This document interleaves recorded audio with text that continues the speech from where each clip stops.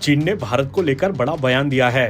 उसने भारत को उल्लेखनीय असर के साथ उभरती शक्ति मानते हुए भारत के साथ संबंधों को आगे बढ़ाने की बात कही है। एक तो हुआ चीन का ये चेहरा, लेकिन उसने अपना दूसरा चेहरा दिखाकर बता दिया है कि वो अभी भी अपनी हरकतों से बाज नहीं आ रहा।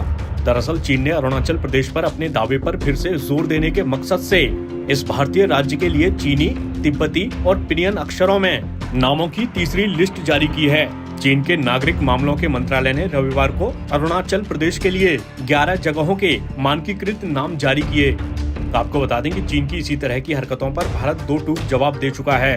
भारत पहले भी अरुणाचल प्रदेश में जगहों के नाम बदलने के चीनी कदम को खारिज कर चुका है और वो कहता रहा है कि अरुणाचल प्रदेश भारत का अभिन्न अंग रहा है और हमेशा रहेगा और गढ़े गए नामों से ये तथ्य नहीं बदलता। वहीं चीन ने सोमवार को रूस की नई विदेश नीति पर एक बयान दिया।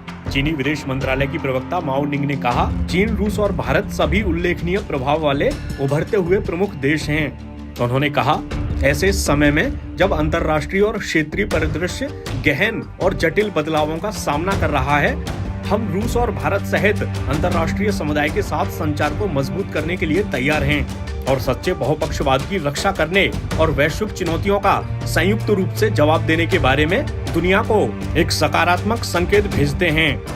आपको बता दें कि रूसी राष्ट्रपति व्लादिमीर पुतिन की मंजूरी वाली नई विदेश नीति में कहा गया है कि रूस यूरेशिया में भारत के साथ अपनी रणनीतिक साझेदारी और व्यापार संबंधों को मजबूत करने पर फोकस करेगा।